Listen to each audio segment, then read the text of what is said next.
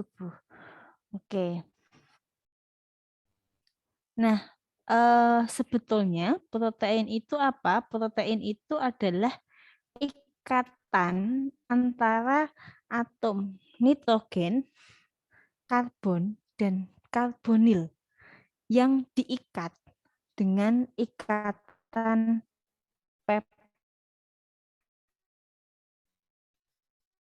peptida. Namanya ikatan peptida yang menghubungkan satu dengan yang lain sehingga membentuk protein. Ada 3 ya, atom nitrogen, atom karbon, dan karbonil. Diikat sama ikatan peptida, jadilah protein. Nah, berkaitan dengan protein tadi yang kalian sebut sebagai makronutrien yang dibutuhkan tubuh dalam jumlah yang banyak, itu berdampak disebabkan karena peran protein itu dalam tubuh itu cukup penting, sangat vital. Di antaranya ada 6 peran protein yang kalian bisa lihat. Di sini ada sebagai sitoskeleton, ada yang sebagai filamen, ada yang sebagai HB, ada yang sebagai antibodi, ada yang sebagai enzim, dan ada yang sebagai reseptor. Jadi peran protein ketika di sitoskeleton itu perannya adalah mempertahankan bentuk sel dan integritas fisik. Skeleton itu apa sih? Yang tahu? Tulang ya. Kenapa kalian bentuknya bisa tinggi menjulang ke atas? Itu karena ada sitoskeletonnya itu. Dan fungsi proteinnya adalah mempertahankan bentuk sel dan integritas fisiknya. Sedangkan yang kedua, di filamen aktin dan miosin, ini pasti kalian sudah belajar waktu SMA ya. Ada aktin dan miosin. Itu adalah di sistem kontraksi otot. Makanya kalau ada atlet dia mau meningkatkan massa otot, biasanya mereka mengkonsumsinya diet tinggi apa? Tinggi protein.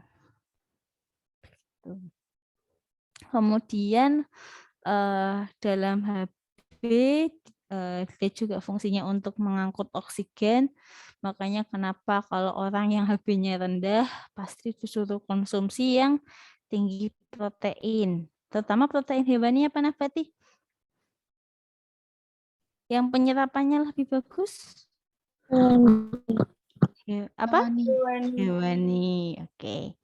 Kemudian sebagai antibodi ini melawan benda asing. Ini jadi kalau tubuh kemasukan zat benda asing, entah itu virus, entah itu bakteri, entah itu jamur, nah pasti akan ada sistem imun yang terdiri dari antibodi. Antibodi itu dari protein ini salah satunya. Makanya kenapa kalau ada orang yang sakit pasti disuruh konsumsi tinggi protein. Gitu, karena proteinnya nanti itu bisa membentuk antibodi. Kemudian selain sebagai HB, antibodi, filamen, dan sitoskeleton, si protein ini juga berfungsi untuk enzim dan reseptor. Nah, kita tahu bedanya enzim sama reseptor. Ada yang bisa membedakan enzim itu seperti apa, reseptor itu yang bagaimana? Dengan bahasa kalian, sepemahaman kalian bedanya enzim sama reseptor itu apa?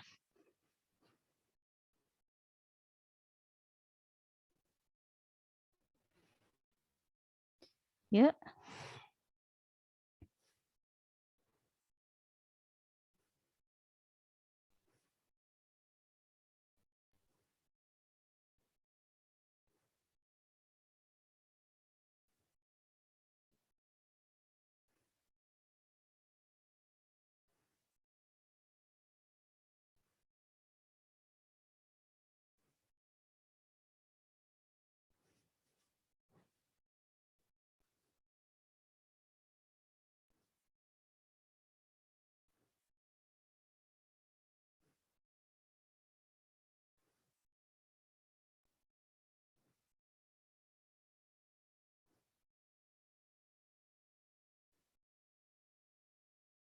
Ada yang tahu bedanya apa?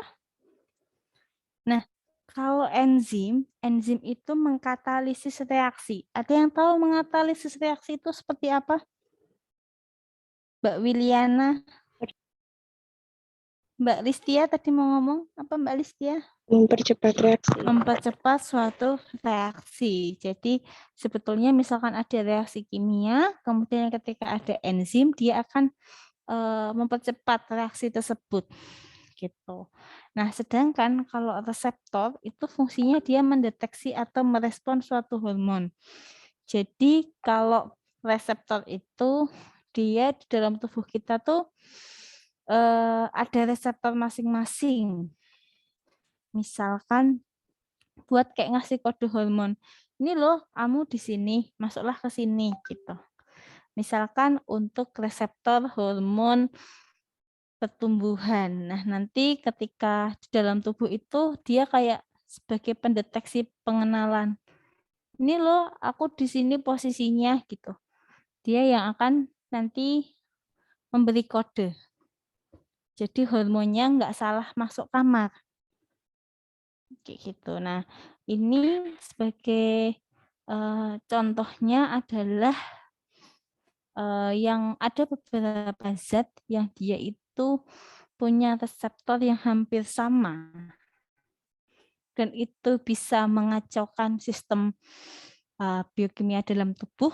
Salah satu contohnya adalah pestisida.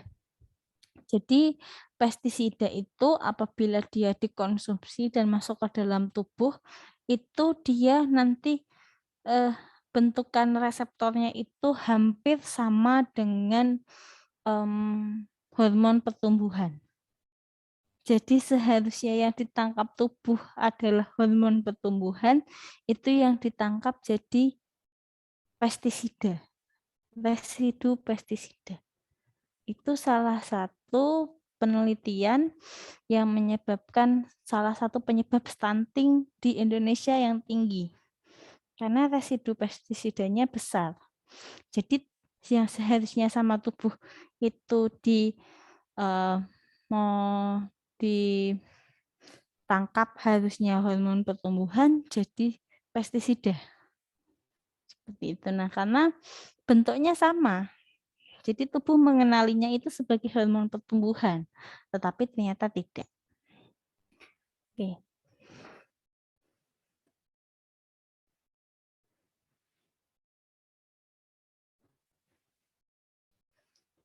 Nah, kemudian protein itu salah satu senyawa organik yang mana dia terdiri dari asam amino. Asam amino yang dihubungkan satu sama lain dengan namanya ikatan peptida. Kemudian di dalam protein itu selain ada karbon, ada juga hidrogen, ada oksigen, ada nitrogen, ada sulfur, dan ada fosfor. Nah, sekarang kita kenalan dulu sama jenis-jenis protein. Jenis protein itu tergantung dari jumlah asam amino. Jadi, ada yang asam aminonya jumlah sedikit, misalkan ada asam aminonya jumlahnya 5, kemudian dia diikat dengan ikatan peptida. Nah, itu protein juga, tetapi istilahnya bukan protein. Jadi, kalau misalkan dia terdiri dari 2 sampai 10 asam amino, kemudian diikat dengan ikatan peptida satu sama lain, namanya adalah peptida. Kemudian kalau jumlah asam aminonya adalah antara 10 sampai 100, maka namanya adalah polipeptida. Kalau dia jumlahnya lebih dari 100 asam amino dan diikat dengan ikatan peptida, itu baru namanya protein.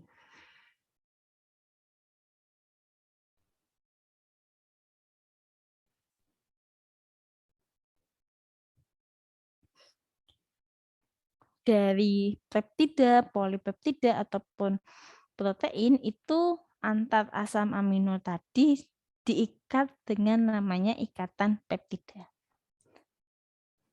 Jadi kalau seandainya jumlah asam aminonya ada 80, maka namanya apa? Polipeptida, betul. Nah, kemudian di dalam tubuh kita itu antara glukosa, protein, dan lipid itu mereka bisa bersenyawa atau bisa menggabungkan diri sesuai dengan kebutuhan tubuh. Jadi ketika glukosa bergabung dengan protein, namanya adalah glikoprotein. Sedangkan ada gabungan lipid dan protein, itu namanya adalah lipoprotein. Jadi kalau seandainya kalian nanti ketemu ketika belajar anatomi fisiologi atau misalkan belajar biokimia, ketemu kata-kata glikoprotein. Oh, glikoprotein pasti ini gabungan glukosa dan protein. Lipoprotein dari kata lipid dan protein. Jadi lipoprotein. Oke, sampai sini saya mau tanya dulu nih. Sama Mbak atau Mas ya. Mbak Delia Vinanda. Jangan Mbak Delia deh, Mbak Mahnata Silviana. Mbak Mahnata Silviana. Ya, Bu. Aduh, wallpapernya bikin lapar. Ini 14045 terdekat di mana ya? Oke, Mbak Mahniata. Mbak Mahniata bisa dijelaskan ke saya, Mbak, sebutkan peran protein setahu Mbak Mahniata. Boleh salah satu aja atau salah dua. Yang tadi kita sudah pelajari bersama-sama. Ya, Bu. Peran protein tadi yang dijelaskan oleh Bu Ria Purnawian itu ada 6. Ada sitoskeleton, filamen aksin dan miosin, Hb, enzim, reseptor, dan antibodi. Sedang dari udah stop. Oke. Sekarang Mbak Intan Amelia. Makasih ya, Bu. Iya, sama-sama. Mbak Intan. Filamen aktin miosin itu tadi fungsinya buat apa, Mbak Intan? Fungsi dari filamen aktin dan miosin sebagai kontraksi otot, Bu. Oke. Selanjutnya Aldiasfera.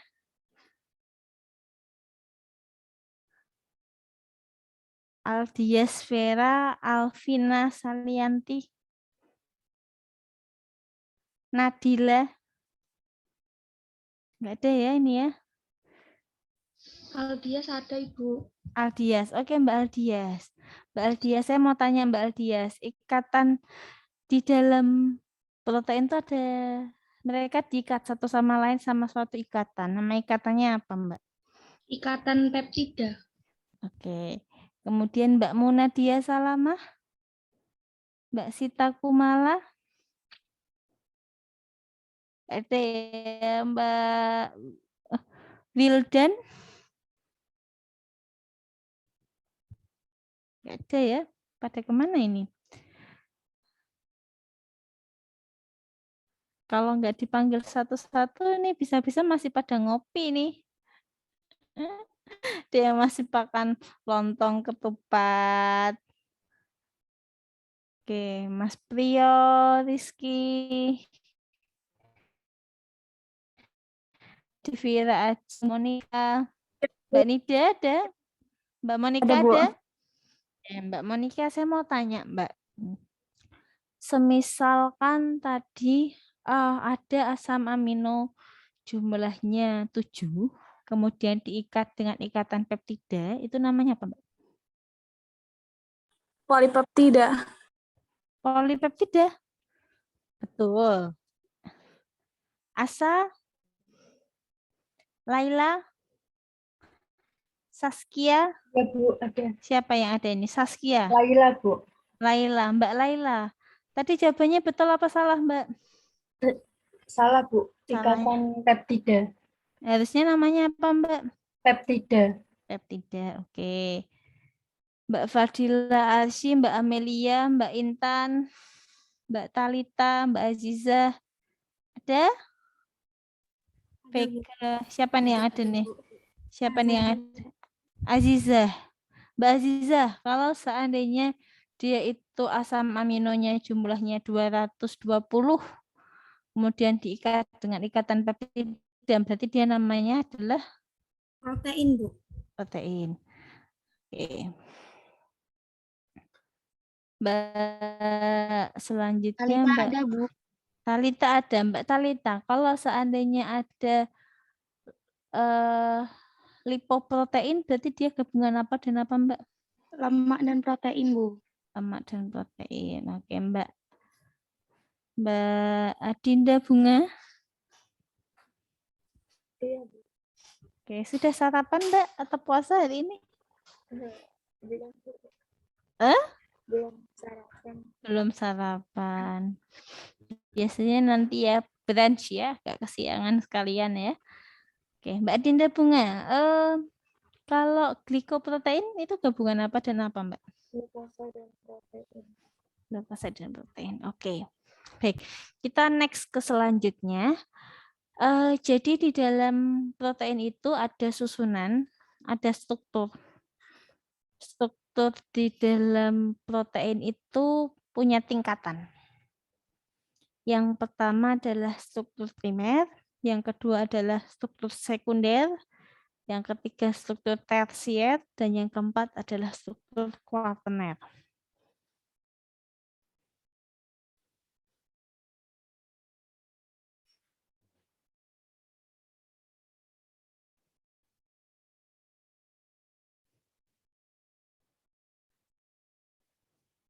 Nah, kita bahas satu-satu di sini. Jadi, protein punya 4 struktur. Struktur yang khas itu punya istilahnya namanya adalah konformasi. Nah, yang pertama dibahas adalah struktur protein primer. Jadi, struktur protein primer itu suatu urutan asam amino yang bergabung melalui ikatan peptida. Jadi ada asam amino yang diikat dengan ikatan peptida, itu namanya adalah struktur proteinnya yang primer. Kalau sekunder, dia harus pada rantai polipeptida. Tadi dikatakan polipeptida jika jumlahnya lebih dari 10. Lebih dari 10. Kemudian sedangkan yang di tersier ini dia asam amino dalam polipeptida berarti lebih dari 10, dan di sini dia punya banyak ikatan non-kovalen. Yang tersier punya ikatan non-kovalen.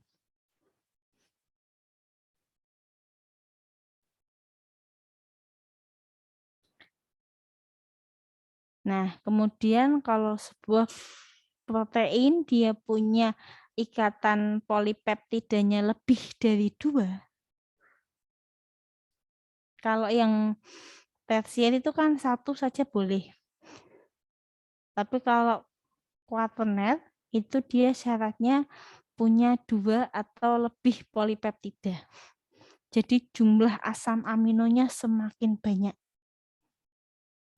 Dia punya struktur kuaterner.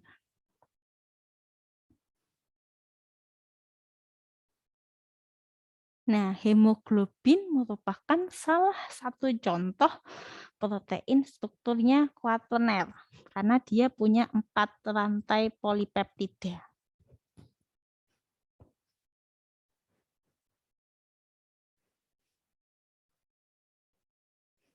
Nah, ini adalah bentukan contoh konformasi yang tadi saya sampaikan.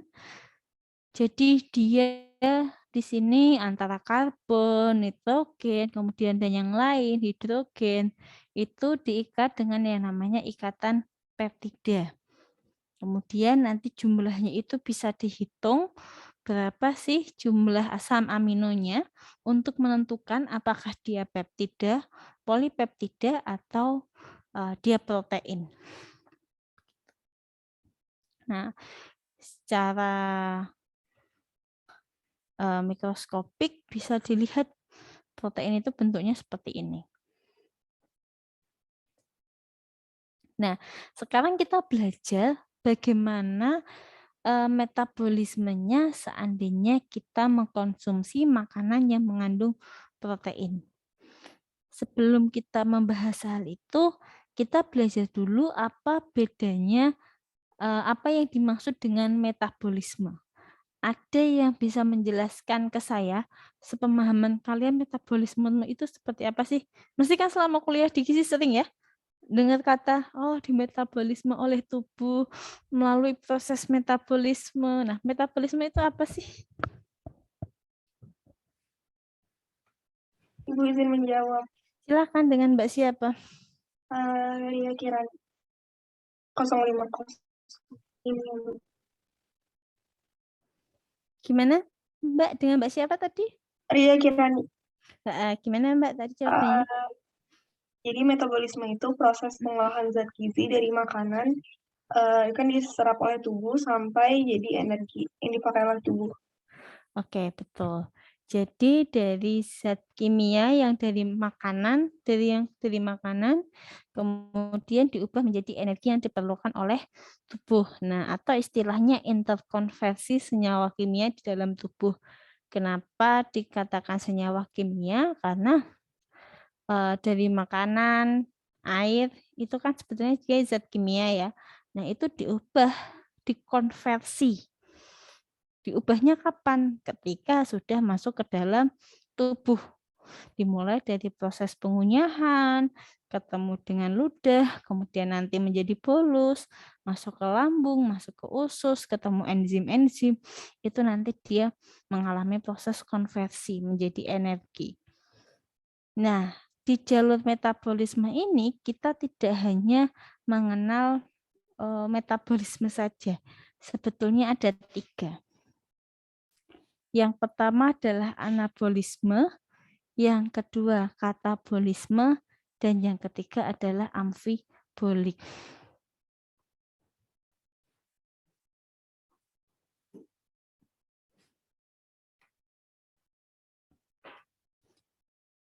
Jadi sebetulnya Allah itu menciptakan manusia, betul ya, kalau sesuai dengan yang di Al-Quran, diciptakan dalam bentuk yang sebaik-baiknya. Kalau manusia mikir itu nggak nyampe.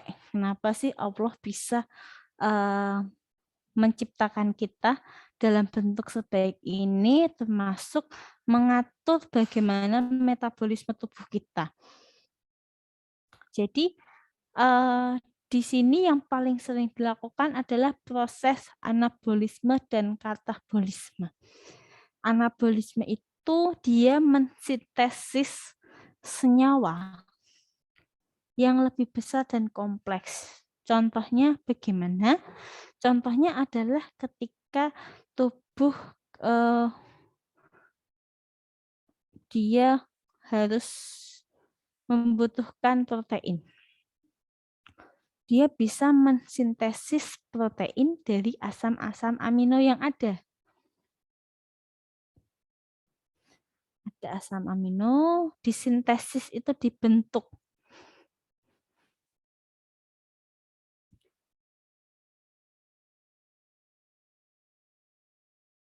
Kemudian selanjutnya selain sintesis anabolisme itu kita juga ada katabolisme. Kalau katabolisme itu penguraian molekul besar. Antara protein sama asam amino besar mana? Protein dan asam amino gede mana? Protein. Gede protein. Jadi kalau katabolisme itu proteinnya dipecah menjadi Menjadi apa? Asam Asam amino. amino. Asam amino. Kalau anabolisme sebaliknya. Asam aminonya disintesis menjadi protein.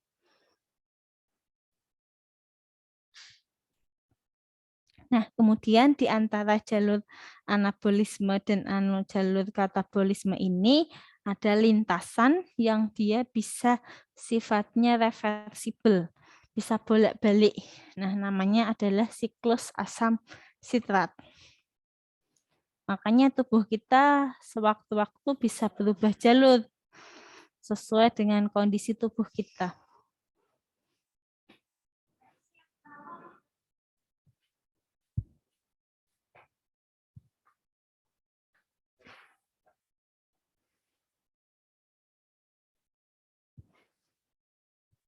Nah, selanjutnya kita belajar ketika protein tadi masuk ke dalam tubuh kita, dia itu langsung dalam bentuk asam amino. Jadi dikunyah, masuk ke dalam usus, dibawa ke hepat melalui vena porta. Ini jadi dia asam amino masuk ke usus, masuk ke vena porta, masuk ke hepat atau ke hati. Nah, awalnya protein itu dia masuk dulu ke gaster. Gaster itu apa? Gaster itu nama lainnya apa? Lambung. Lambung. Kemudian di lambung dia dicerna sama enzim. Namanya adalah enzim pepsin. Kemudian masuklah ke intestin. Intestin itu nama lainnya apa? Apa? Usus. Usus. Masuk ke usus, ketemu enzim proteolitik. Jadi dia ketemu dua enzim. Ketemu enzim pepsin, ketemu enzim proteolitik. Setelah ketemu enzim-enzim tadi, dia akan berubah menjadi peptida-peptida kecil. Lalu setelah menjadi peptida yang kecil, dia akan diserap oleh epitel sel usus halus atau intestinal epithelium.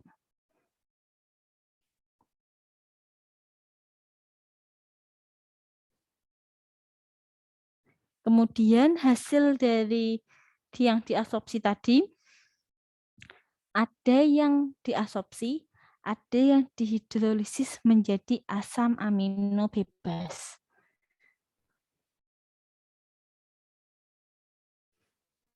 Nah, asam amino ini nanti akan dibawa ke hepat atau dibawa ke hati.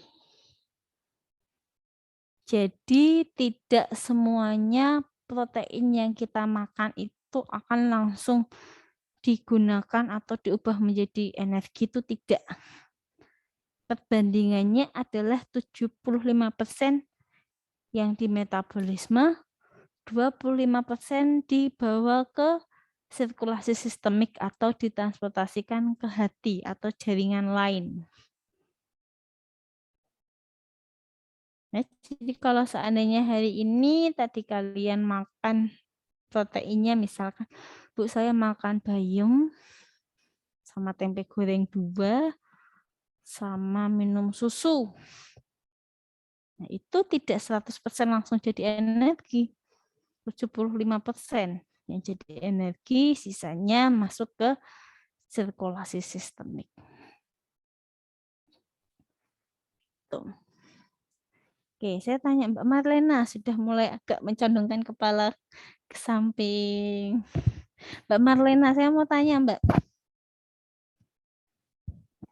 Iya, Bu. Mbak Marlena, oke. Tadi ketika masuk protein itu masuk ke dalam tubuh, dia masuk ke gaster itu ketemu enzim apa? Enzim pepsin, Bu. Pepsin. Kemudian selanjutnya Mbak Faiza Hanani. Iya, Bu. Kemudian setelah digester ketemu enzim pepsin, dia masuk usus, dari pankreas ngeluarin enzim. Namanya enzim apa? Enzim proteolitik. Oke. Kemudian setelah ketemu enzim-enzim tadi, Mbak Viliana, apa yang terjadi dengan protein? Peptida kecilnya tuh nanti diabsorb. Berubah menjadi peptida-peptida kecil. Siapa yang mengabsorpsi peptida-peptida tersebut, Mbak Sabrina? Mbak Sabrina F. Intestinal epithelium. Oke, atau sel epitel usus halus. Kemudian tidak semuanya diserap, tetapi ada yang dihidrolisis. Dihidrolisis menjadi namanya apa? Mbak Anissa Azhara. Iya, Bu. Asam amino bebas. Oke, asam amino bebas dihidrolisis kemana, Mbak Nabila Rizky Anjani? Gak ada nih Mbak Nabila. Mbak Nailis Syafa. Asam Mbak Nailis. Atau Mbak Dini deh, Mbak Dini Triarum. Mbak Dini. Sinyalnya susah nih. Mbak Salsabila. Mbak Salsabila aja deh, Mbak Salsabila. Salsabila Islamatasya, kelas B. Ya, Bu. Tadi dihidrolisis asam amino bebasnya dihidrolisis kemana, Mbak? Itu hepar. Hebat, oke. Selanjutnya Mbak Delvia. Tadi kan ada perbandingan protein yang ada yang di ada yang di metabolisme, ada yang dibawa ke jaringan sirkulasi sistemik. Nah, yang di metabolisme itu berapa persen, Mbak? 75%. Oke. Nah, oke, di sini ada overview metabolisme asam amino. Jadi dari sumber makanan yang mengandung protein, nanti dia akan menjadi peptida. Peptida di dalam tubuh nanti dia akan dipecah menjadi asam amino. Nah, asam amino ini nanti dia bisa dioksidasi menjadi urea. Ada juga yang dia dikonversikan menjadi senyawa lain. Nanti kita akan belajar itu di pertemuan selanjutnya. Nah, tetapi asam amino ini juga bisa disimpan di jaringan tisu. Nah, seperti itu. Jadi, tapi nanti sewaktu-waktu bisa digunakan.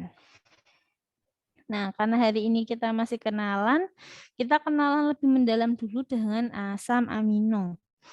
Jadi asam amino ada yang namanya asam amino esensial dan ada yang namanya asam amino non esensial. Kalau yang esensial, dia itu jumlahnya ada 9. Dan dia nggak bisa diproduksi sendiri oleh tubuh. Makanya ketika tubuh kita tidak bisa memproduksi asam amino esensial, kita mau tidak mau harus memenuhi kebutuhannya dari konsumsi makanan.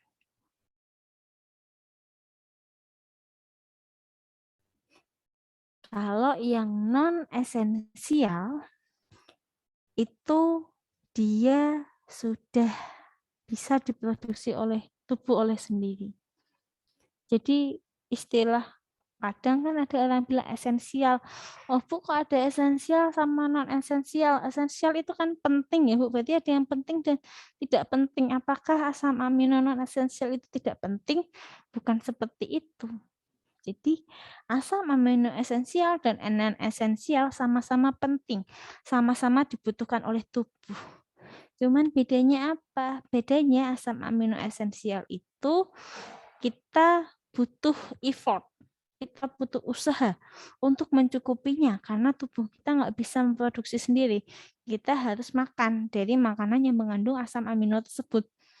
Sedangkan kalau yang asam amino non esensial, kita nggak perlu susah-susah karena tubuh kita sudah bisa mencukupi atau bisa memproduksi asam amino itu sendiri. Jadi istilah non esensial bukan berarti tidak penting bagi tubuh, tetapi tubuh sudah bisa memproduksi sendiri. Nah, ini adalah asam amino esensial dan non esensial. Nanti bisa dibaca, bisa dihafalkan, silahkan, terutama yang asam amino esensial itu apa saja, kemudian karena terkait dengan jumlah asam amino yang banyak, biasanya ada singkatan-singkatan juga.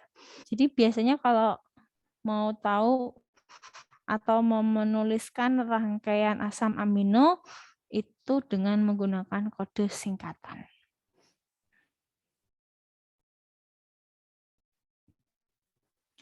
Kemudian selain berdasarkan dia bisa diproduksi atau tidak, asam amino ini juga bisa dibedakan berdasarkan dia hidrofilik atau hidrofobik. Ada yang tahu hidrofilik, hidrofobik?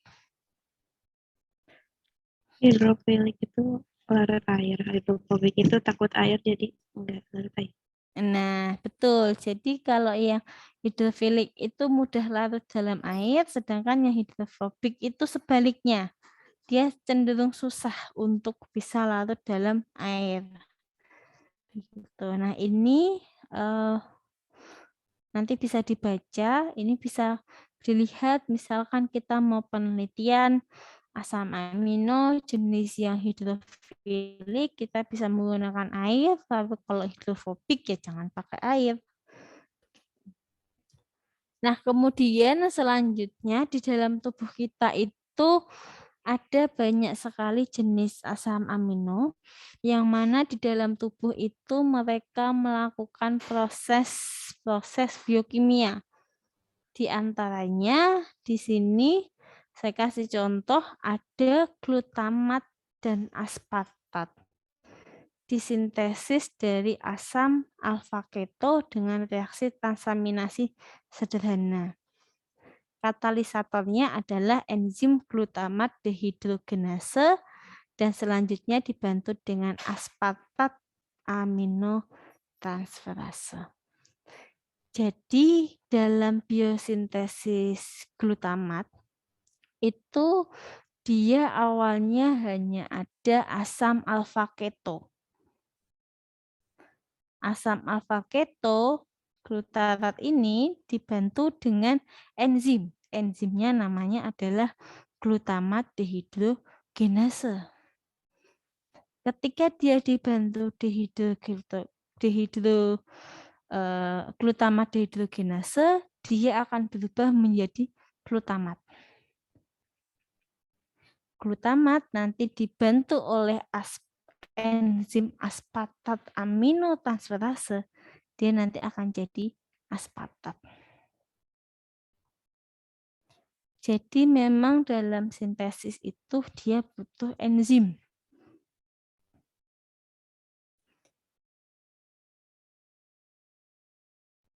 Begitu. Nah, kalian kalau membedakan, Bu, yang nama enzim itu yang mana?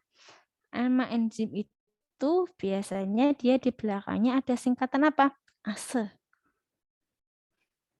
Glutamat dehidrogenase, enzim. Aspartat aminotransferase, enzim bukan? Aspartat, enzim. Jadi walaupun di depannya tidak ada tulisan enzim, tapi itu adalah enzim. Kalian bisa cek karena belakangnya ASE.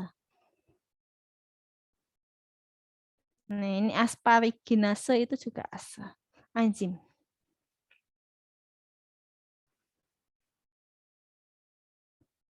Nah, ini tadi kita sudah, saya kasih contoh lagi di sini ya. Misalkan ada piruvat. Dia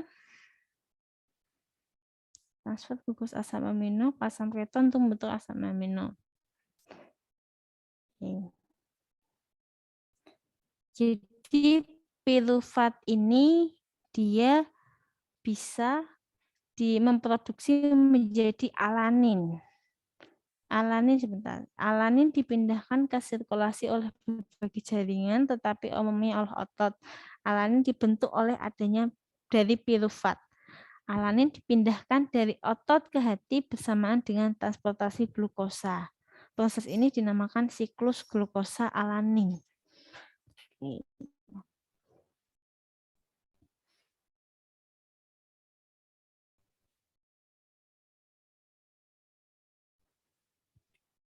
Jadi untuk membentuk alanin kita butuh yang namanya adalah pirufat. Nah, dari pirufat ini nanti bisa diubah menjadi alanin dengan bantuan glukosa atau aspartat. Nanti dia akan jadi alanin dan akan menghasilkan alfa ketoglutarat. Jadi memang proses di dalam tubuh itu hampir semua biosintesis itu membutuhkan bantuan enzim. Ini contoh lagi, ini hanya contoh ya, nanti kalian bisa lihat sebagai gambaran kalian bahwa tubuh kita itu bisa mensintesis. Mensintesis itu artinya apa tadi? Membentuk ya. Membentuk ya. Saya kasih contoh ini. Tadi kan kita membahas alanin. Kenapa membahas alanin? Oh, alanin itu termasuk non-esensial. Non-esensial artinya dia bisa membentuk sendiri. Tadi alanin dibentuk dari apa? Pirufat. Nah, kemudian tadi ada glutamat, ada glutamin. Glutamat bentuknya dari alfa ketoglutarat. Kalau glutamin bentuknya dari glutamat. Jadi kita tuh kalau yang non esensial nggak perlu khawatir. Kita punya bahan cadangannya semua, kita punya bahannya, tinggal kita bentuk aja. Alanin pakai pirufat. Kemudian ini asparagin dari aspartat. Kayak gitu. Jadi kita sudah punya bahan-bahannya. Glisin juga bisa dibuat sendiri dari kolin. Kolin jadi glisin. Cuman memang melalui mekanisme yang cukup banyak. Ini dari serin bisa menjadi glisin. Kemudian ini dari glutamat jadi prolin. Nah, glutamat jadi prolin. Sistein kita juga bisa buat sendiri. Sintesis sistein dari mana nih sistein? Awalnya dari apa itu? Yang paling atas? Metionin. Metionin. Oke. Jadi serin, kemudian jadi sistein.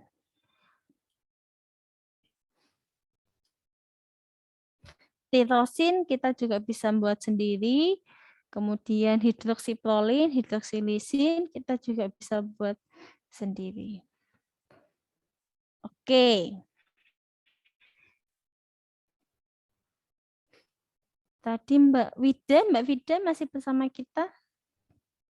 Iya, Bu. Oke, Mbak Wida masih bersama kita ya. Oke, hari ini cukup sampai di sini. Nanti saya pertemuan lagi ya, ada pertemuan lagi ya. Minggu depan berarti ya, Mbak? Iya, Bu, minggu depan. Oke, minggu depan kita masih membahas protein lagi. Hari ini kita kayak baru pengenalan. Apalagi kalian habis liburan panjang ya. Jadi saya memberikan materinya tidak terlalu panas. Kalau gini masih pagi, masih cukup ringan. Karena suasananya masih suasana libur lebaran. Semoga apa yang kita pelajari bersama-sama hari ini itu kalian pahami.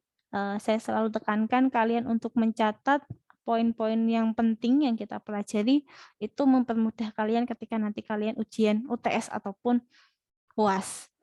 Itu sebelum saya cukupkan, ada yang ingin bertanya? Oke. Minta tolong untuk teman-teman yang besok belum on cam, diharapkan untuk pertemuan selanjutnya on cam ya. Oke. Saya cukupkan untuk pertemuan hari ini. Semoga bermanfaat semua. Saya mohon maaf apabila ada kesalahan. Saya untuk pertemuan pagi hari ini. Bila taufiq wal hidayah. Wassalamualaikum warahmatullahi wabarakatuh.